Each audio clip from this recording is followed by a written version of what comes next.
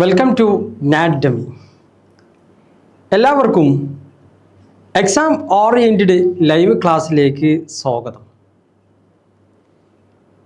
ഞാൻ ഷുഹൈബ്. ഇന്ന് പൊളിറ്റിക്കൽ സയൻസിൻ്റെ എക്സാം ബേസ്ഡ് ചെയ്തുകൊണ്ടുള്ള പ്രധാനപ്പെട്ട ക്വസ്റ്റ്യനുകൾ ചർച്ച ചെയ്യുന്ന ഒരു ക്ലാസ്സാണ്. അപ്പോൾ നിങ്ങളെല്ലാവരും ചാപ്റ്ററുകളെല്ലാം കൃത്യമായി വായിച്ച് പഠിച്ച് തയ്യാറായവരാണ്. അപ്പോൾ ഇനി പ്രധാനപ്പെട്ട ക്വസ്റ്റ്യനുകൾ ഏതൊക്കെയാണ് എന്നാണ് നമ്മൾ ഇന്നത്തെ ക്ലാസ്സിലൂടെ ചർച്ച ചെയ്യാൻ പോകുന്നത്. പൊളിറ്റിക്കൽ സയൻസ് എന്ന് പറയുന്ന സബ്ജക്റ്റ് നിങ്ങൾക്ക് വളരെ എളുപ്പത്തിൽ പഠിച്ചെടുക്കാൻ കഴിയുന്ന ഒരു വിഷയം കൂടിയാണ്. പ്രത്യേകിച്ച് നിത്യമായി പത്രം വായിക്കുന്ന ആളുകൾക്ക് അതിലൂടെ ഒരുപാട് അറിവുകൾ നമുക്ക് കരസ്ഥമാക്കാൻ കഴിയും. അതെല്ലാം ഈ ഏറെക്കുറെ പൊളിറ്റിക്കൽ സയൻസുമായി റിലേറ്റ് ചെയ്തുകൊണ്ടുള്ള സബ്ജക്റ്റുകളാണ്. അപ്പോൾ നിങ്ങൾ കൃത്യമായിട്ട് പാഠഭാഗങ്ങൾ വായിച്ചവരായിരിക്കണം. അതോടൊപ്പം തന്നെ നിങ്ങൾ ഈ പാഠഭാഗം പഠിച്ചതിന് ശേഷം ക്വസ്റ്റ്യനുകൾ ഓരോ ചാപ്റ്ററിൻ്റെയും പ്രത്യേകം മനസ്സിലാക്കി ആയിരിക്കണം നിങ്ങൾ എവിടെ പോകേണ്ടത്, പരീക്ഷയ്ക്ക് വേണ്ടി തയ്യാറായി പോകേണ്ടത്. അപ്പോൾ ആ കാര്യങ്ങളൊക്കെ നിങ്ങൾ പ്രത്യേകം ശ്രദ്ധിക്കണം. എല്ലാവരും പെർഫെക്റ്റായിട്ട് തന്നെയല്ലേ ക്ലാസ്സിലിരിക്കുന്നത്? ക്ലാസ്സിലിരിക്കുന്ന സമയത്ത് ഞാൻ ഇപ്പോഴും ക്ലാസ്സുകളിലൊക്കെ പറയുന്നൊരു വിഷയമാണ്, കയ്യിലൊരു നോട്ട്സ് കരുതണം. അതെന്തിനാണ്? പ്രധാനപ്പെട്ട ചോദ്യങ്ങളൊക്കെ എഴുതി വെക്കണം.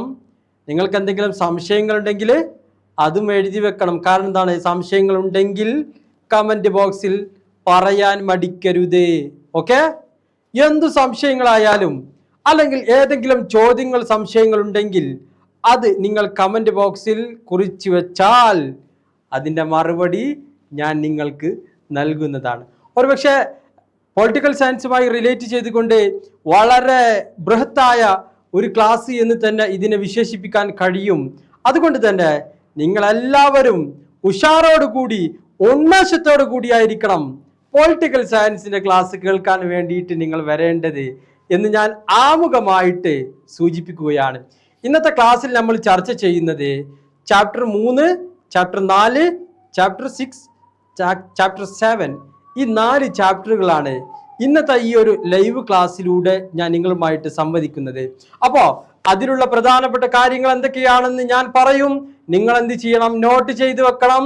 സംശയങ്ങളുണ്ടെങ്കിൽ ആരും തന്നെ ചോദിക്കാൻ മറക്കരുതേ എന്നാണ് ആദ്യമേ നിങ്ങളോട് എനിക്ക് പറയാനുള്ളത്.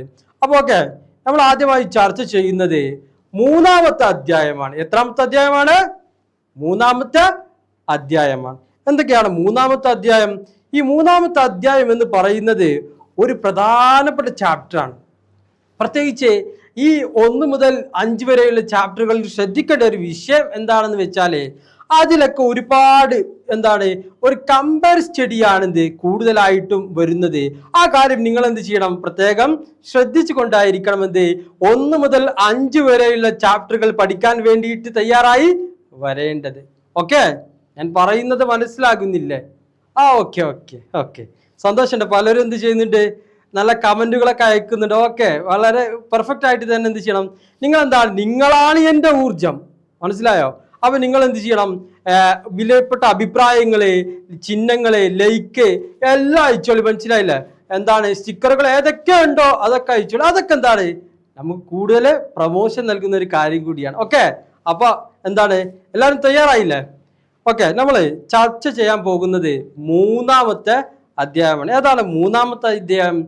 Distinction between society, nation, state and government. പ്രധാനപ്പെട്ട 4 പോയിന്റുകളാണ്. ഏതൊക്കെയാണ് ഈ ചാപ്റ്ററിലുള്ളത്? 1 സൊസൈറ്റി, ദ നെക്സ്റ്റ് 1 നാഷൻ, 3-ാമതായി പറയുന്നത് സ്റ്റേറ്റ്, 4-ാമത്തെ പോയിന്റ് ഗവൺമെന്റ്. അപ്പോൾ സമൂഹവും രാഷ്ട്രവും ദേശവും ഗവൺമെന്റും തമ്മിലുള്ള വ്യത്യാസങ്ങളെ കുറിച്ചാണ് നമ്മൾ ഈ ചാപ്റ്ററിലൂടെ ചർച്ച ചെയ്യാൻ പോകുന്നത്. അപ്പൊ ശ്രദ്ധിക്കുക, നമ്മൾ ഈ ക്ലാസ് എന്ന് പറയുന്നത് ക്വസ്റ്റ്യൻ ആൻസർ മാത്രം ബേസ് ചെയ്തുകൊണ്ടുള്ള ഒരു ക്ലാസ് ആണ്. അതും എന്താണ്, വരുന്ന ബാച്ചിലേക്കുള്ള വിദ്യാർത്ഥികളെ എന്താണ് പ്രത്യേകം തെരഞ്ഞെടുത്തുകൊണ്ടുള്ള ക്വസ്റ്റ്യനുകൾ മാത്രമായിരിക്കും എന്ത് ഈ ക്ലാസ്സിലൂടെ ചർച്ച ചെയ്യുക. പുതിയ ടൈപ്പ് ക്വസ്റ്റ്യനുകളാണ്, പുതിയ മോഡൽ ക്വസ്റ്റ്യനുകളാണ്, ക്വസ്റ്റ്യന്റെ പാറ്റേണുകളെല്ലാം മാറിയിട്ടുണ്ട് എന്നെല്ലാം നിങ്ങൾക്കറിയാം അല്ലേ? ഓക്കെ, അപ്പോ അത്തരത്തിലുള്ള ക്വസ്റ്റ്യനുകൾ ബേസ് ചെയ്തുകൊണ്ടുള്ള ഒരു ക്ലാസ് ആണ് ഇന്നത്തെ ക്ലാസ്സിലൂടെ നമ്മൾ ചർച്ച ചെയ്യുന്നത്. അപ്പോ നിങ്ങൾ ശ്രദ്ധിക്കണം, ഒന്നാമതായി പറയുന്നത് out of the following 4 sentence only 1 sentence, ശ്രദ്ധിക്കണേ, only 1 sentence is true. Point out only that sentence. ഇവിടെ പറയുന്നത് താഴെ കൊടുത്തിരിക്കുന്ന പോയിന്റ്സുകളുണ്ട് അല്ലെ, ആ പോയിന്റ്സുകളിൽ ഒന്ന് മാത്രം എന്താണ് ശരിയാണ്, ബാക്കിയുള്ളതൊക്കെ എന്താണ് തെറ്റാണ്. ഏതാണ് ആ പോയിന്റ്? ഈ MCQ ടൈപ്പ് ക്വസ്റ്റ്യനുകൾ നിങ്ങൾ പരിചയപ്പെട്ടിട്ടില്ലേ? ഇല്ലേ? ശ്രദ്ധിച്ചിട്ടില്ലേ? പുതിയ പാറ്റേൺ അറിയില്ലേ? പുതിയ പാറ്റേൺ സിസ്റ്റങ്ങളൊക്കെ മനസ്സിലായിട്ടില്ലേ? പുതിയ പാറ്റേൺ അനുസരിച്ച് എന്താണ് ഇത്തരത്തിലുള്ള ചോദ്യങ്ങളായിരിക്കും എന്ത് കൂടുതലായിട്ടും ഉണ്ടായിരിക്കുക. ആ കാര്യം എന്ത് ചെയ്യണം, പ്രത്യേകം ശ്രദ്ധിക്കണം. കാരണം എന്താണ്, പുതിയ പാറ്റേണിൽ ഫിൽ ഇൻ ദ ബ്ലാങ്ക്സ്, അതുപോലെ തന്നെ എന്താണ് ഷോർട്ട് ടൈപ്പ് ആൻസർ ചെയ്താലുള്ള ക്വസ്റ്റ്യനുകൾ ഉണ്ടാകും, ലോങ് ടൈപ്പ് എന്താണ് ആൻസറുകൾ ചെയ്താലുള്ള ക്വസ്റ്റ്യനുകൾ ഉണ്ടാകും, അതുപോലെ തന്നെ 1 വേർഡുകൾ ബേസ് ചെയ്തുകൊണ്ടുള്ള ആൻസർ ചെയ്താലുള്ള ക്വസ്റ്റ്യനുകൾ ഉണ്ടാകും. ഇതൊക്കെയാണ് ഇത് പുതിയ മെത്തേഡ് അനുസരിച്ച്. അതുകൊണ്ട് തന്നെ എന്താണ്, നിങ്ങൾ ഈ ഒരു കാര്യം മാത്രം ഫോക്കസ് ചെയ്താൽ തന്നെ നിങ്ങൾക്ക് വലിയ മാർക്കോട് കൂടി സ്കോർ ചെയ്യാൻ കഴിയും. നിങ്ങൾ ശ്രദ്ധിച്ചിട്ടുണ്ടോ എന്നറിയില്ല, ഈ MCQ ടൈപ്പ് ക്വസ്റ്റ്യനുകൾ മാത്രം ഫോളോ ചെയ്താൽ തന്നെ നിങ്ങൾക്ക് ഷുവറായിട്ട് ജയിക്കാൻ കഴിയും, തീർച്ചയായിട്ടും. അപ്പോൾ നിങ്ങൾ ആ കാര്യം എന്ത് ചെയ്യണം, പ്രത്യേകം ഓർമ്മയിൽ ഉണ്ടായിക്കൊണ്ട് തന്നെയായിരിക്കണം എന്ത് ക്ലാസ് കേൾക്കാൻ വേണ്ടിയിട്ട് ലൈവ് ക്ലാസ്സിൽ ഇരിക്കേണ്ടത്. അപ്പോൾ താഴെ കൊടുത്തിരിക്കുന്ന സ്റ്റേറ്റ്മെൻറ്റ്സ് അതിലൊന്ന് മാത്രമേ എന്തുള്ളൂ ശരിയുള്ളൂ, ബാക്കിയുള്ളതൊക്കെ ഏതാണ് തെറ്റാണ്. ഏതാണ്? A constitution gives it citizens a new identity. ഒന്നാമതായി പറയുന്നത് അത് ശരിയാണോ തെറ്റാണോ? ഏതാണ്? ഓക്കെ, നമുക്ക് പറയാം. രണ്ടാമതായി പറയുന്നത് A constitution cannot be written. ഒരു ഭരണഘടന എന്ന് പറയുന്നത് എന്തല്ല, അത് റിട്ടൺ അല്ല എന്നാണ് പറയുന്നത്. അത് ശരിയാണോ? ഓക്കെ, മൂന്നാമതായി പറയുന്നത് constitution exist and one required only in democratic country. അപ്പോൾ ഒന്നാമത്തതാണോ രണ്ടാമത്തതാണോ മൂന്നാമത്തതാണോ ശരി? കമന്റ് ബോക്സിൽ ഒരാൾ എഴുതിയിട്ടുണ്ട് യെസ്, അതല്ലേ. ഏതാണ് option? Yes, that is correct answer. ഒന്നാമത്തതാണ് ഇത് ഇതിൻ്റെ ശരിയായ ഉത്തരം. A constitution gives its citizens a new identity. ഒരു പുതിയ ഐഡന്റിറ്റി ആർക്ക് നൽകുന്നുണ്ട്? പൗരന്മാർക്ക്. ആര് നൽകുന്നുണ്ട്? ഭരണഘടന നൽകുന്നുണ്ട്. Okay, yes, correct answer. Okay, ഇനി രണ്ടാമത്തതായി പറയുന്നത്, നിങ്ങൾ അഭിപ്രായം പറയണം കേട്ടോ. ഓക്കെ, കമന്റ് ബോക്സിൽ വേഗം ആൻസർ എന്ത് ചെയ്യണം? കമന്റ് ചെയ്യണം. ഓപ്ഷൻ എ ആണോ, ബി ആണോ, സി ആണോ? ഓക്കെ, അപ്പോൾ രണ്ടാമതായി പറയുന്നത് പോളിസ്. നിങ്ങൾ കേട്ട ഒരു പദമാണല്ലോ ഇത് പോളിസ് എന്ന് പറയുന്നത്. Polis for the ancient Greeks was both the city and the dash. അതൊരു fill in the blank type question ആണ്. ഈ പോളിസ് എന്ന് പറയുന്നത് എന്താണ്? അത് ഗ്രീക്ക് തത്വശാസ്ത്രത്തിൽ എന്താണ്? Was both the city and the state. അതാണ് ഇതിൻ്റെ ആൻസർ. അത് രണ്ടും എന്താണ്? ഗ്രീക്ക് തത്വശാസ്ത്രത്തിൽ ഉൾപ്പെട്ടതാണ് എന്ത് ഈ പോളിസ് എന്ന് പറയും. ഓക്കെ, മൂന്നാമതായി പറയുന്നത് the membership of the state. ഒരു സ്റ്റേറ്റിൻ്റെ മെമ്പർഷിപ്പ് എന്ന് പറയുന്നത് എന്താണ്? അത് വോളണ്ടിയർ ആണോ അല്ലെങ്കിൽ കമ്പൽസറി ആണോ എന്നാണ് ചോദിക്കുന്നത്. ഏതാണ്? വോളണ്ടറി ആണോ കമ്പൽസറി ആണോ? ഏതാണ് കറക്റ്റ് ആൻസർ? അത് സ്വമേധയാ കിട്ടുന്നതാണോ അല്ലെങ്കിൽ അത് കമ്പൽസറി നിർബന്ധിതമാണോ എന്നാണ് ചോദിക്കുന്നത്. അല്ലേ? കമ്പൽസറി ആണ്. അല്ലേ? അല്ലേ? The membership of the state is compulsory. Okay, നാലാമതായി പറയുന്നത് which organ of the government makes law. എവിടുന്ന് എന്താണ് ഈ ഗവൺമെൻറ്റിൻ്റെ ലോസിൻ്റെ ഉറവിടം ഏതാണ്? ഏതാണ്? നമ്മൾ പഠിച്ചതല്ലേ? ഓക്കെ, ഏതാണ്? സോവർഗിനിറ്റി അല്ലേ? യെസ്. ഓക്കെ, അപ്പോൾ which organ of the government makes law? Sovereignty ആണോ? ആണോ? ഞാൻ പറഞ്ഞത് ശരിയായിട്ടാണ് നിങ്ങൾക്കുണ്ട്? അല്ല. സോവർഗിനിറ്റി ആണോ? അല്ല. പിന്നെ ഏതാണ്? ലെജിസ്ലേറ്റീവ് അസംബ്ലി ആണല്ലേ. നിയമങ്ങളൊക്കെ പുറപ്പെടുവിക്കൽ എവിടുന്നാണ്? ലെജിസ്ലേറ്റീവ് അസംബ്ലിയിൽ നിന്ന് തന്നെയല്ലേ? യെസ്, വളരെ ഉഷാറായി. ഓക്കെ, എല്ലാവരും നല്ല കുട്ടികളാണെന്ന് തോന്നുന്നു. കാരണം പെട്ടെന്ന് എന്ത് ചെയ്യുന്നുണ്ട്? കമൻറ്റുകൾ വരുന്നുണ്ട്. ഓക്കെ, അപ്പോൾ നമുക്ക് അടുത്ത ഭാഗത്തേക്ക് കിടക്കാം. ഇനി മറ്റൊരു ചോദ്യം, what is the state and society? സമൂഹം എന്ന് പറഞ്ഞാൽ എന്താണ്? രാഷ്ട്രം എന്ന് പറഞ്ഞാൽ എന്താണ്? എന്താണ് സമൂഹം? എന്താണ് രാഷ്ട്രം? നമുക്ക് ആദ്യം ചർച്ച ചെയ്യും. ഈ ചാപ്റ്ററിലെ പ്രധാനപ്പെട്ട 4 പോയിന്റുകളിൽപ്പെട്ട 2 പോയിന്റാണിത്. ഒന്ന് സ്റ്റേറ്റ് എന്ന് പറഞ്ഞാൽ എന്താണ്, രാഷ്ട്രം എന്ന് പറഞ്ഞാൽ എന്താണ്, മറ്റൊന്ന് സൊസൈറ്റി എന്ന് പറഞ്ഞാൽ എന്താണ്, സമൂഹം എന്ന് പറഞ്ഞാൽ എന്താണ്. ഓക്കെ, അപ്പോൾ എന്താണ് സ്റ്റേറ്റ്? സ്റ്റേറ്റ് എന്ന് പറഞ്ഞാൽ ഒരു നിശ്ചിത അതിർത്തിയിൽ രാഷ്ട്രീയമായി സംഘടിപ്പിച്ച ഒരു കൂട്ടം ജനങ്ങളുടെ പ്രദേശത്തെയാണെന്ന് പറയുന്നത് രാഷ്ട്രം എന്ന് പറയുന്നത്. അവിടെ ആര് വേണം? ജനങ്ങൾ വേണം. ഓക്കെ, രണ്ടാമതായി പറയുന്നത് സൊസൈറ്റി, സമൂഹം അല്ലേ. സമൂഹം എന്ന് പറയുന്ന പദം നമ്മളെപ്പോഴും കേൾക്കുന്ന ഒരു പദം കൂടിയാണ്. അങ്ങനല്ലേ? യെസ്, അങ്ങനെ തന്നെയാണ്. അപ്പോൾ എന്താണ് സമൂഹം എന്ന് പറഞ്ഞാൽ?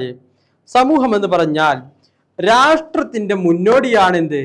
സമൂഹം എന്ന് പറയുന്നത്. രാഷ്ട്രത്തിൻ്റെ മുന്നോടിയാണ് സമൂഹം എന്ന് പറയുന്നത്. ഒരു സമുദായത്തിനുള്ളിലെ സംഘടിതമായ സംഘടനകളുടെയും സ്ഥാപനങ്ങളുടെയും ആകെ തുകയാണ് എന്ത്? സമൂഹം എന്ന് പറയുന്നത്. ടോട്ടൽ അതിനാകെ തുകയാണിത് സമൂഹം എന്ന് പറയുന്നത്. മാത്രവുമല്ല, മനുഷ്യരുടെ സാമൂഹ്യമായ ബന്ധങ്ങളുടെ ഫലമായിട്ടാണ് സമൂഹം ഉണ്ടാകുന്നത്. ഓക്കെ, മനസ്സിലായില്ലേ? യെസ്. ഓക്കെ, അപ്പോൾ ഈ ചാപ്റ്ററിൽ നമ്മൾ രണ്ടാമതായിട്ട് ചർച്ച ചെയ്യാൻ പോകുന്നത് what is the difference between state and society. Yes, ഈ ഒരു ചോദ്യം നിങ്ങൾ വളരെ ശ്രദ്ധിക്കണം. ഈ 1 മുതൽ 5 വരെയുള്ള പാഠഭാഗങ്ങളിൽ നിന്നും ഇത്തരത്തിലുള്ള പല ചോദ്യങ്ങളും എന്ത് ചെയ്യും? ചോദിക്കാൻ സാധ്യതയുണ്ട്. ഓക്കെ, അപ്പോൾ ഈ കാര്യം എന്ത് ചെയ്യണം? പ്രത്യേകം നോട്ട് ചെയ്ത് വെക്കണം. 1 മുതൽ 5 വരെയുള്ള ചാപ്റ്ററിൽ ഇത്തരത്തിലുള്ള പല ചോദ്യങ്ങളും, ഈ ഡിഫറൻസ് ബിറ്റ്വീൻ എന്ന് പറയുന്ന ഒരു ചോദ്യം വളരെ ശ്രദ്ധിക്കണം. അതൊരു പക്ഷേ സമൂഹം രാഷ്ട്രമായിരിക്കും, അല്ലെങ്കിൽ ഗവൺമെൻറ് സമൂഹമായിരിക്കും, അല്ലെങ്കിൽ ഗവൺമെൻറ് സ്റ്റേറ്റുമായിരിക്കും. ഓക്കെ, എങ്ങനെയും വരാം. ആ കാര്യം പ്രത്യേകം നോട്ട് ചെയ്ത് വെക്കണം. അത് പഠിക്കാനുള്ള ഒരു എളുപ്പം എങ്ങനെ? ഒരു ഉദാഹരണം പറഞ്ഞാൽ എന്താണ് സമൂഹം, എന്താണ് സ്റ്റേറ്റ്, എന്താണ് ഗവൺമെൻറ്? ഇതിനെ ഓരോന്നിനും മനസ്സിലാക്കി വെച്ചാൽ ഈ താരതമ്യ പഠനം നടത്താൻ എന്തായിരിക്കും? വളരെ എളുപ്പമായിരിക്കും.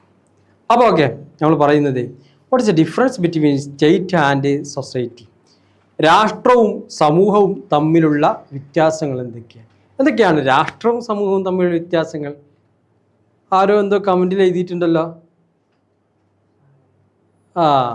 ഓക്കെ, അപ്പോൾ നമ്മൾ നേരത്തെ പറഞ്ഞിട്ടുണ്ടായിരുന്നു എന്താണ് സമൂഹം, എന്താണ് രാഷ്ട്രം, എന്താണ്.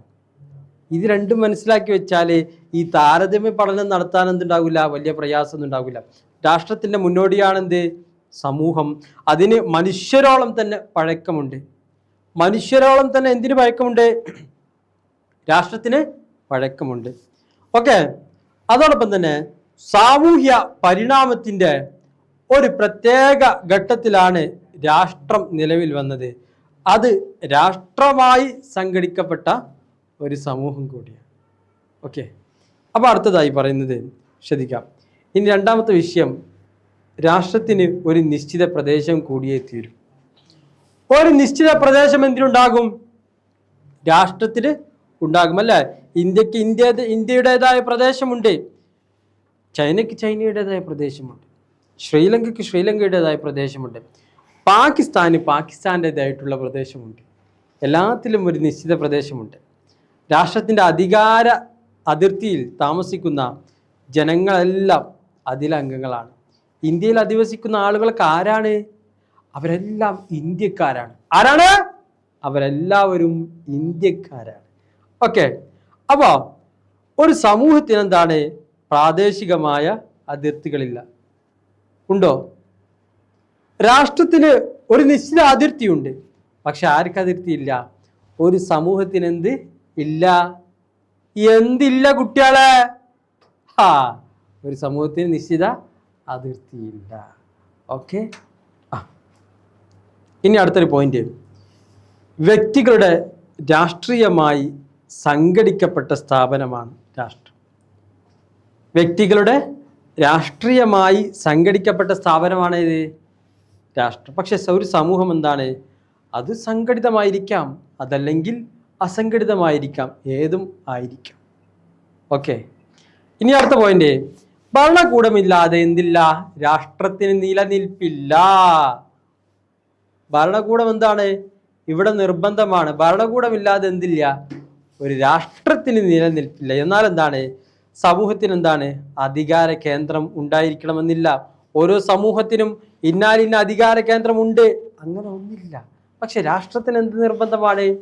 രാഷ്ട്രത്തിന് അധികാര കേന്ദ്രം നിർബന്ധമാണ്. ഓക്കെ. അഞ്ചാമതായി പറയുന്നത്, രാഷ്ട്രം ഒരു പരമാധികാര കേന്ദ്രമാണ്. എല്ലാത്തിൻ്റെയും കേന്ദ്രമാണ് ഇത് രാഷ്ട്രം എന്ന് പറയുന്നത്. രാജ്യത്തിനുള്ളിലെ എല്ലാ സ്ഥാപനങ്ങളുടെയും, രാജ്യത്തിനുള്ളിലെ എവിടെയാണ്? രാജ്യത്തിനുള്ളിലെ എല്ലാ സ്ഥാപനങ്ങളുടെയും സംഘടനകളുടെയും മേൽ അതിന് പരമാധികാരമുണ്ട്. സമൂഹം എന്താണ്? ഒരു പരമാധികാര സ്ഥാപനമല്ല. അതിലെ പ്രധാനപ്പെട്ട പോയിന്റ് എന്താണ്? രാഷ്ട്രം എന്ന് പറയുന്നത് ഒരു പരമാധികാര സ്ഥാപനമാണ്, സമൂഹം എന്തല്ല? പരമാധികാര സ്ഥാപനമല്ല. അപ്പോൾ ഈ ചാപ്റ്ററിൽ മൂന്നാമതായിട്ട് നമ്മൾ ചർച്ച ചെയ്യാൻ പോകുന്നത്, what are the difference between state and other association. എന്തൊക്കെയാണ് രാഷ്ട്രവും മറ്റു സംഘടനകളും തമ്മിലുള്ള വ്യത്യാസം? എന്തൊക്കെയാണ്? ഈ കൂട്ടായ പരിശ്രമത്തിലൂടെ ചില പ്രത്യേക ലക്ഷ്യങ്ങൾ കൈവരിക്കാൻ ശ്രമിക്കുന്ന സംഘടിതമായിട്ടുള്ള ഒരു കൂട്ടം ആളുകളുടെ കൂട്ടമാണ് അസോസിയേഷൻ എന്ന് പറയുന്നത്. അതിനാൽ ഒരു അസോസിയേഷന് 3 സവിശേഷതകളുണ്ടാകും. എന്തൊക്കെയാണ്? ഒന്ന്, ജനങ്ങളുടെ സംഘടനയായിരിക്കും. അസോസിയേഷൻ എന്ന് പറയുന്നത് വല്ല മൃഗങ്ങളുടെ കൂട്ടായ്മയാണോ? അല്ല. അസോസിയേഷൻ എന്തായിരിക്കും? അത് ജനങ്ങളുടെ സംഘടനയായിരിക്കും. രണ്ടാമതായി പറയുന്നത്, ചില പൊതുവായ നിർദ്ദിഷ്ട ലക്ഷ്യങ്ങളുണ്ടാകും. മൂന്നാമതായി പറയുന്നത് സംയുക്ത ശ്രമങ്ങൾ. അതൊരു അസോസിയേഷൻ്റെ മാത്രം പ്രത്യേകതയാണ്. അപ്പോൾ ഒരു രാഷ്ട്രത്തിൻ്റെ നിശ്ചിതമായ അതിരുകളോട് കൂടിയ ചെറുതോ വലുതോ, ചെറുതായിരിക്കാം ഒരുപക്ഷെ, അല്ലെങ്കിൽ വലുതായിരിക്കാം, എന്തായാലും വേണ്ടിയില്ല, സ്വന്തം ഭൂപ്രദേശമുണ്ട്. ചില രാഷ്ട്രങ്ങൾക്ക് കൂടുതലായിട്ടുണ്ടാകും, ചില രാഷ്ട്രങ്ങൾ ചെറിയ രാഷ്ട്രങ്ങളായിരിക്കും. എന്തായാലും വേണ്ടില്ല, ഒരു സംഘടനയാണെങ്കിൽ എന്തായിരിക്കും? അതൊരു ചെറിയ പ്രദേശത്ത് മാത്രം ഒതുങ്ങി നിൽക്കുന്നതായിരിക്കും. ഇതാണ് സംഘടനയും ഗവൺമെൻറ്റും തമ്മിലുള്ള വ്യത്യാസം. സംഘടന എന്താണ്? അത് നിശ്ചിതമാണ്. പക്ഷെ എന്താണ്? ഈ സംഘടന എന്ന് പറയുന്നത് എന്താണ്? അതൊരു നിശ്ചിത പ്രദേശത്ത് മാത്രം ഒതുങ്ങി നിൽക്കുന്നതായിരിക്കും. അത് രാഷ്ട്രത്തിലുള്ള ഒരു ഘടകമാണ് ഇത് സംഘടന എന്ന് പറയുന്നത്. ഇനി രാഷ്ട്രം എന്താണ്? ഒരു സ്ഥിരം സംവിധാനമാണ്. സംഘടനകളൊക്കെ താൽക്കാലിക സംവിധാനമാണ്. എക്കാലഘട്ടത്തും ഇവിടെ നിലനിൽക്കുന്നു എന്ന് നിങ്ങൾ വിചാരിക്കുന്നുണ്ടോ? ഇല്ല. സംഘടനയുടെ നേതാവ് പോയി കഴിഞ്ഞാൽ ഒരുപക്ഷെ ആ സംഘടന എന്തായിരിക്കും? പിരിച്ചുവിടേണ്ടി വരും. പക്ഷേ ഒരു ഗവൺമെൻറ്, ആ ഗവൺമെൻറ്റിൻ്റെ നേതൃത്വത്തിലുള്ള ആളുകൾ മാറിപ്പോയി കഴിഞ്ഞാൽ ആ രാഷ്ട്രം പിരിച്ചുവിടേണ്ട സാഹചര്യം ഉണ്ടാകുമോ? ഇല്ല. അവർ പോയി കഴിഞ്ഞാൽ എന്ത് ചെയ്യും? പുതിയ ആളുകൾ കടന്നു വരും. ഇതായിരിക്കും എന്ത്? രാഷ്ട്രത്തിൽ ഉണ്ടായിരിക്കുക. ഇനി അപ്പോൾ രാഷ്ട്രം ഒരു സ്ഥിര സംവിധാനമാണ്. അതെന്താണ്? പിരിച്ചുവിടുന്ന പ്രശ്നമേ ഇല്ല. എന്നാൽ എന്താണ്? ഒരു സംഘടന അത് എപ്പോൾ വേണമെങ്കിലും പിരിച്ചിടാം. എന്നാൽ എന്താണ്? സംഘടന പ്രാദേശികമോ അല്ലെങ്കിൽ ദേശീയമോ അതല്ലെങ്കിൽ അതെന്തായിരിക്കും? അന്തർദേശീയമോ ആകാവുന്നതാണ്.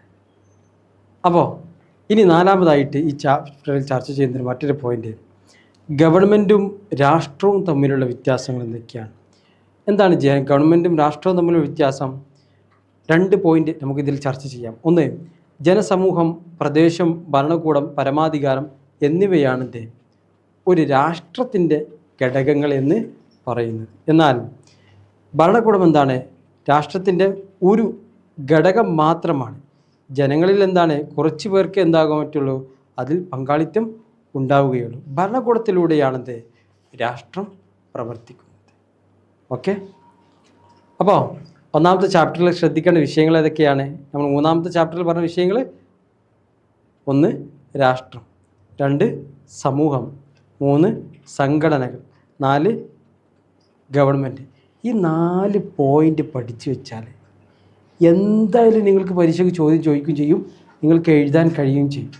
ഈ 4 പോയിന്റുകൾ എന്ത് ചെയ്യണം? ഈ മൂന്നാമത്തെ ചാപ്റ്ററിൽ നിന്ന് നിങ്ങൾ പ്രത്യേകം നോട്ട് ചെയ്തുകൊണ്ട് തന്നെ പഠിക്കണം. അപ്പോൾ ഓക്കെ, ഇനി നമ്മൾ അടുത്തതായിട്ട് ചർച്ച ചെയ്യാൻ പോകുന്നത് 4ാമത്തെ അധ്യായമാണ്, മേജർ പൊളിറ്റിക്കൽ തിയറീസ്. എന്തൊക്കെയാണെന്ത് പ്രധാനപ്പെട്ട രാഷ്ട്രീയ സിദ്ധാന്തങ്ങൾ എന്തൊക്കെയാണ് പ്രധാനപ്പെട്ട രാഷ്ട്രീയ സിദ്ധാന്തങ്ങൾ? ഇവിടെ ഈ ചാപ്റ്ററിൽ പ്രധാനമായിട്ടും ചോദിക്കാൻ സാധ്യതയുള്ള ചില ഒബ്ജക്റ്റീവ് ടൈപ്പ് ക്വസ്റ്റ്യനുകളാണ് നമ്മൾ ആദ്യം ചർച്ച ചെയ്യുന്നത്. ഏതാണ്? Which one of the not included in list of major political theories? താഴെ കൊടുത്തിരിക്കുന്ന ഒന്ന്, അത് not included a list of major political theories. പ്രധാനപ്പെട്ട രാഷ്ട്രീയ സിദ്ധാന്തങ്ങളുടെ പട്ടികയിൽ എന്തില്ല? അങ്ങനെ ഒന്ന് ഇല്ലാതെ. ഏതാണ്? ക്രിറ്റിസിസമാണോ? അതല്ല ലിബറലിസമാണോ? അതല്ല മാർക്സിസമാണോ? അതല്ല ഗാന്ധിസമാണോ?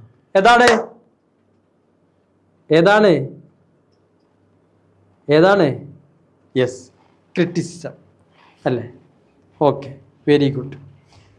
രണ്ടാമതായി പറയുന്നത്, Gandhiji did not emphasis at one of the following phenomenal point.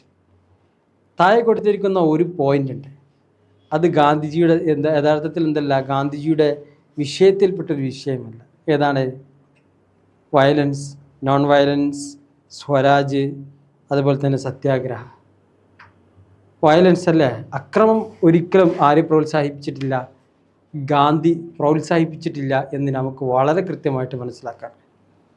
മൂന്നാമതായി പറയുന്നത്, Marxism is A reaction against capitalism അല്ലേ? എഗെയിൻസ്റ്റ് ക്യാപിറ്റലിസം, അല്ലാതെ ഫ്യൂഡലിസത്തിനോ അല്ലെങ്കിൽ വർക്കിങ്ങിനോ അല്ലെങ്കിൽ ക്യാപിറ്റലിസ്റ്റിനോ ഒന്നും എതിരല്ലായിരുന്നു. മറിച്ച് എതിരായിരുന്നു ക്യാപിറ്റലിസത്തിനും എതിരായിരുന്നു. ആര്? ഈ മാർക്സിസം എന്ന് പറയുന്നത്. അപ്പോൾ ഓക്കെ, ഈ ചാപ്റ്ററിൽ ഇനി പ്രധാനപ്പെട്ട വിഷയങ്ങളാണ്. ഈ ചാപ്റ്ററിൽ മനസ്സിലാക്കേണ്ട 3 പോയിന്റുകളേ ഉള്ളൂ. ഏതൊക്കെയാണ്? എന്താണ് ലിബറലിസം? എന്താണ് മാർക്സിസം? എന്താണ് ഗാന്ധിസം? ഈ 3 പോയിന്റുകളാണ് ഈ ചാപ്റ്ററിൽ പ്രധാനമായിട്ടും നിങ്ങൾ പഠിച്ചു വെക്കാറുണ്ട്. നിങ്ങൾ ഇത് പഠിച്ചു വെച്ചോ, ഷുവർ നിങ്ങൾക്ക് എന്തായാലും എന്ത് ചെയ്യാൻ കഴിയും? പരീക്ഷയ്ക്ക് നല്ലൊരു മാർക്ക് ഈ ചാപ്റ്ററിൽ നിന്നും കരസ്ഥമാക്കാൻ കഴിയും. അപ്പോൾ നമ്മൾ ആദ്യം പറയുന്നത്, explain the meaning of liberalism the futures. ലിബറലിസവും അതിൻ്റെ അർത്ഥവും അതിൻ്റെ സവിശേഷതകളും വിശദീകരിക്കാനാണ് ഈ ഒരു 4ാമത്തെ അധ്യായത്തിൽ നമ്മൾ ആദ്യം ചർച്ച ചെയ്യാൻ. ഈ ലിബറലിസത്തെ വിശദീകരിക്കുക സ്വതന്ത്ര മനുഷ്യൻ എന്നർത്ഥമുള്ള ടിബറ്റ് ലിസ് എന്ന് പറയുന്ന ലാറ്റിൻ പദത്തിൽ നിന്നും ഉണ്ടായതാണിത് ഈ ലിബറലിസം എന്ന് പറയുന്നത്. വ്യക്തിയുടെ ഏറ്റവും സ്വതന്ത്രമായ, ഏറ്റവും സമ്പൂർണമായ വികസനത്തെ അനുകൂലിക്കുന്ന ഒരു തത്വശാസ്ത്രമാണിത് ലിബറലിസം എന്ന് പറയുന്നത്. പഴയ സ്ഥാപനങ്ങളിൽ കടിച്ചു തൂങ്ങിക്കിടക്കുന്ന നിലവിലുള്ള സാമൂഹ്യ സാമ്പത്തിക ക്രമത്തിൽ മനുഷ്യ പുരോഗതിക്ക് ഇടങ്കോലിടുന്ന നിയമങ്ങളും ആചാരങ്ങളും വിശ്വാസങ്ങളും പരിഷ്കരിക്കണമെന്ന് അവർ ആഗ്രഹിക്കുകയും ചെയ്യുന്നുണ്ട്. ഇനി ഈ ചാപ്റ്ററിൽ മറ്റൊന്നാണ് ഇത് ലിബറലിസത്തിൻ്റെ ന്യൂനതകൾ എന്തൊക്കെയാണ്? Gives the weakness of liberalism. സാമൂഹ്യ നന്മയുടെ യാതൊരു അംശവും ലിബറലിസത്തിൽ കാണപ്പെടുന്നില്ല. സാമൂഹ്യമായിട്ടുള്ള ഒരു നന്മ എന്ന് പറയുന്ന ഒരു വിഷയം നമുക്ക് ലിബറലിസത്തിൽ ഉണ്ടാവുകയില്ല. അതാണ് ഇത് ലിബറലിസത്തിൻ്റെ ഏറ്റവും പ്രധാനപ്പെട്ട ഒരു ന്യൂനത എന്ന് പറയുന്നത്. ഓക്കെ, ഇനി എന്താണ് മാർക്സിസം? മാർക്സിസം എന്ന് പറയുന്ന പദം നമ്മൾ എപ്പോഴും കേൾക്കുന്നൊരു പദമാണ് അല്ലേ? കാൾ മാർക്സിൻ്റെയും എംഗൽസിൻ്റെയും രചനകളിൽ നിന്നും ഉൾത്തിരിഞ്ഞു വന്നിട്ടുള്ള തത്വശാസ്ത്രവും അതുപോലെ തന്നെ എന്താണ് അതിനനുഗുണമായ സാമൂഹ്യ സാമ്പത്തിക രാഷ്ട്രീയ സിദ്ധാന്തങ്ങളെയാണ് എന്ത് പറയുന്നത് മാർക്സിസം എന്ന് പറയുന്നത്.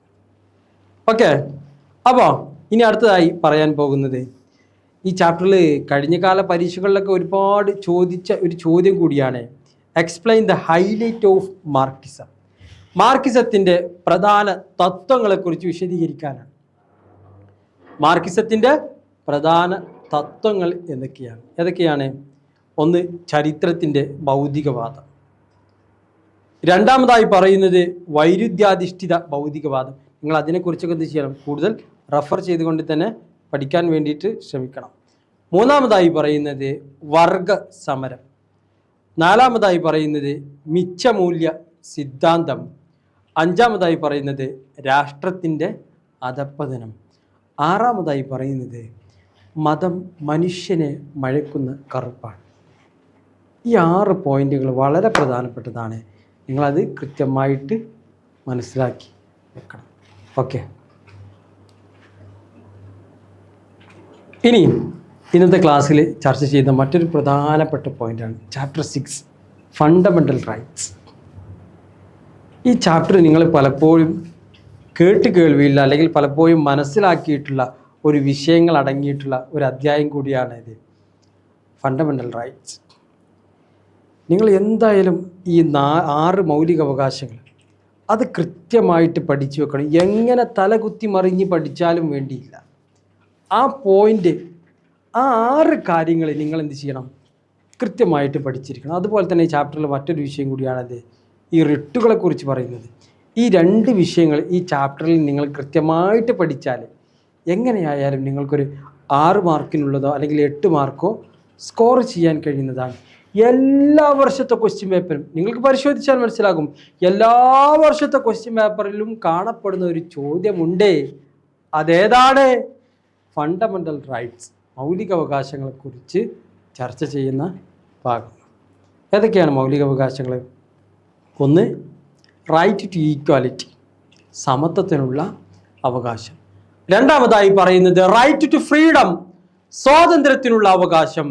മൂന്നാമതായി പറയുന്നത് right to against exploitation, right to against exploitation, ചൂഷണത്തിനെതിരെയുള്ള അവകാശം. നാലാമതായി പറയുന്നത് മത സ്വാതന്ത്ര്യത്തിനുള്ള അവകാശം. അഞ്ചാമതായി പറയുന്നത് സാംസ്കാരികവും വിദ്യാഭ്യാസപരവുമായിട്ടുള്ള അവകാശം. ആറാമതായി പറയുന്നത് ഭരണഘടനാപരമായ പ്രശ്നങ്ങൾക്കുള്ള പരിഹാരം. ഈ 6 പോയിന്റ് ഞാൻ നിങ്ങളോട് പറയുന്നത് എന്താണ്? ഈ ചാപ്റ്ററിൽ നിന്നും നിങ്ങൾ ഈ 6 പോയിന്റ് പഠിച്ചാൽ നിങ്ങൾക്ക് മാർക്ക് സ്കോർ ചെയ്യാൻ കഴിയും. തീർച്ചയാണ്, ഒരു സംശയവും വേണ്ട. ഓക്കെ, അപ്പോൾ എന്തൊക്കെയാണ് പറയുന്നത്? ഒന്നാമതായി പറയുന്നത് നമ്മൾ ഈ ചാപ്റ്ററിൽ MCQ ടൈപ്പ് ക്വസ്റ്റ്യനുകൾ ഏതൊക്കെയാണെന്ന് ഒന്ന് നോക്കാം. ഏതാണ്? Right to equality aims at an end to dash discrimination. മോറലാണോ, സോഷ്യലാണോ, പൊളിറ്റിക്കലാണോ? ആൻസർ ഏതാണ്? സോഷ്യലാണ്. അതുപോലെ തന്നെ എന്താണ്? Any person arrested by the police shall have to be produced before the nearest magistrate within a period of. ഒരാൾ അറസ്റ്റ് ചെയ്ത് കഴിഞ്ഞാൽ നിശ്ചിത സമയത്തിനുള്ളിൽ എന്ത് ചെയ്യണം? ആളെ മജിസ്ട്രേറ്റിന് മുമ്പിൽ ഹാജരാക്കണമെന്ന് പറയുന്നുണ്ട്. ഇവിടെ ചോദിക്കുന്നത് 12 മണിക്കൂറാണോ, 24 മണിക്കൂറാണോ, 36 മണിക്കൂറാണോ, 46 മണിക്കൂറാണോ? അല്ലേ? എത്രയാണ്? 24 hours. Next question, employment of children in factories below the age of is prohibited by law.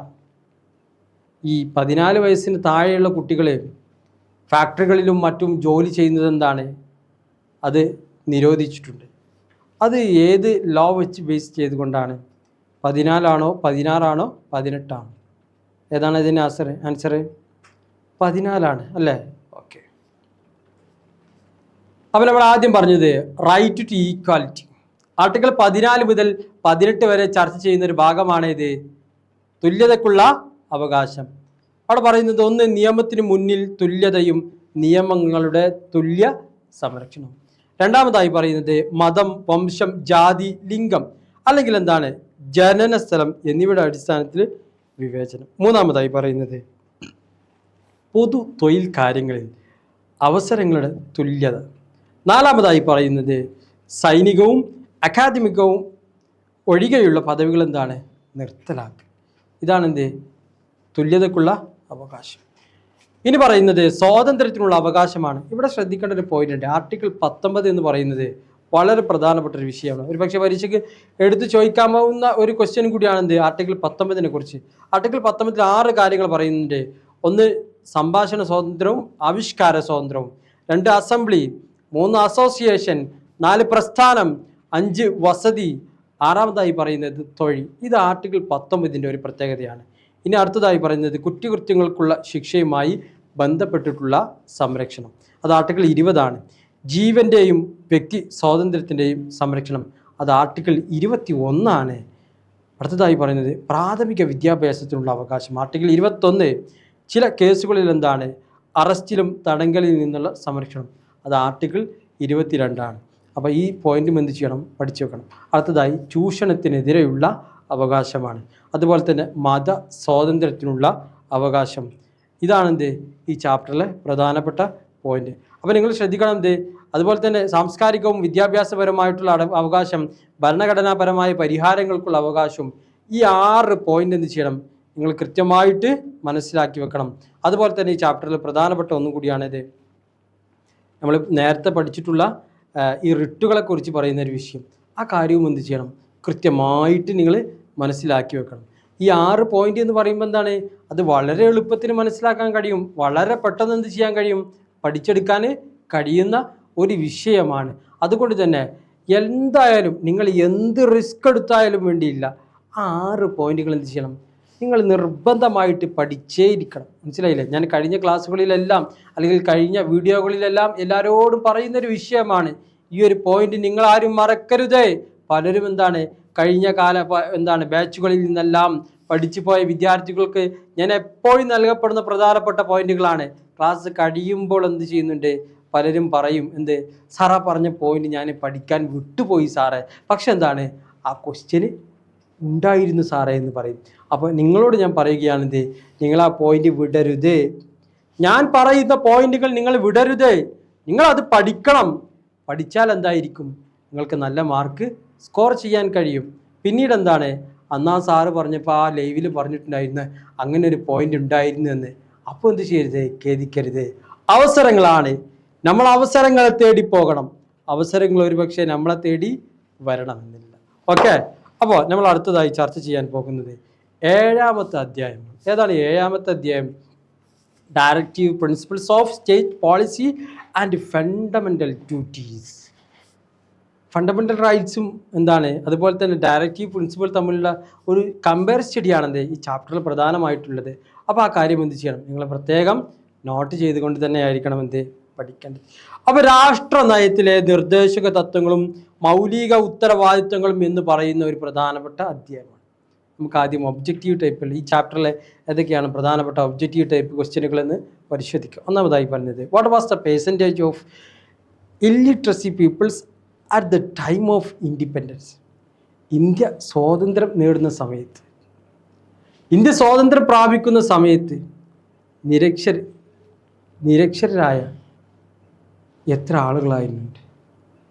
Literature അല്ലേ, എഴുത്തും വായനയും അറിയുന്ന ആളുകൾ എത്ര ഉണ്ടായിരുന്നു? ഇന്ത്യ സ്വാതന്ത്ര്യം പ്രാപിക്കുന്ന സമയത്ത് 12%? 14%? 16%? 19%? എത്രയാണ്? 14%. ഒക്കെ അടുത്തൊരു question, when was the national education policy started? എപ്പോഴാണ് ഈ നാഷണൽ എഡ്യൂക്കേഷൻ പോളിസി ആരംഭിച്ചത്? 984 986 988 989 എന്നാണ്? 1986. അടുത്തൊരു question. When was the department of women and child development setup in India? എന്നാണ് അത് ആ ഡിപ്പാർട്ട്മെൻറ്റ് ആരംഭിച്ചത്? 1985-ലാണ്. ഓക്കെ, ഈ ചാപ്റ്ററിൽ പ്രധാനപ്പെട്ട മനസ്സിലാക്കി വെക്കേണ്ട ഒരു ചോദ്യമാണ്, what is the directive principles of the state policy? എന്താണ് നിർദ്ദേശക തത്വങ്ങൾ എന്ന് പറയുന്നത്? അല്ലേ, ആ ഒരു പോയിന്റ് മനസ്സിലാക്കി തന്നാൽ അത് പോയിന്റ് പഠിച്ചാൽ തന്നെ ബാക്കി കാര്യങ്ങൾ എളുപ്പത്തിലായിരിക്കും. ഓക്കെ, അപ്പോൾ ഇന്ത്യൻ ഭരണഘടനയിലെ 4-ാം ഭാഗം രാഷ്ട്രതലത്തിലെ നിർദ്ദേശക തത്വങ്ങളെ പറ്റിയാണ് പ്രതിപാദിക്കുന്നത്.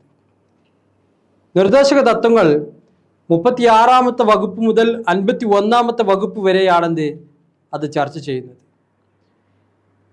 ഇന്ത്യയെ ഒരു ക്ഷേമരാഷ്ട്രമാക്കുന്നതിന് വേണ്ടിയാണ് നിർദ്ദേശക തത്വങ്ങൾ. ഈ നിർദ്ദേശക തത്വങ്ങൾ എന്ന് പറയുന്നത് എന്താണ്? അത് ഐറിഷ് ഭരണഘടനയിൽ നിന്നും കടമെടുത്തൊരു വ്യവസ്ഥയാണ്. നമുക്കറിയാം, ഇന്ത്യൻ ഭരണഘടനയിലെ പല കാര്യങ്ങളും അത് മറ്റു രാജ്യങ്ങളുടെ ഭരണഘടനയിൽ നിന്നും കടമെടുത്തതാണ്. അങ്ങനെ നിർദ്ദേശക തത്വങ്ങൾ എന്ന് പറയുന്നത് അത് ഐറിഷ് ഭരണഘടനയിൽ നിന്നും കടമെടുത്തൊരു കാര്യമാണ്.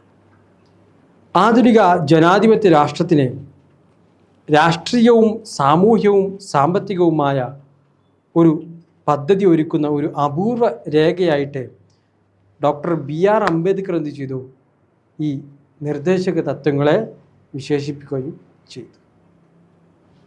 ഇനി ഈ ചാപ്റ്ററിലെ മറ്റൊരു പോയിന്റാണ്, മൗലികാവകാശങ്ങളും നിർദ്ദേശക തത്വങ്ങളും തമ്മിലുള്ള വ്യത്യാസങ്ങൾ എന്തൊക്കെയാണ്? Difference between fundamental rights and directive principles of the state policy.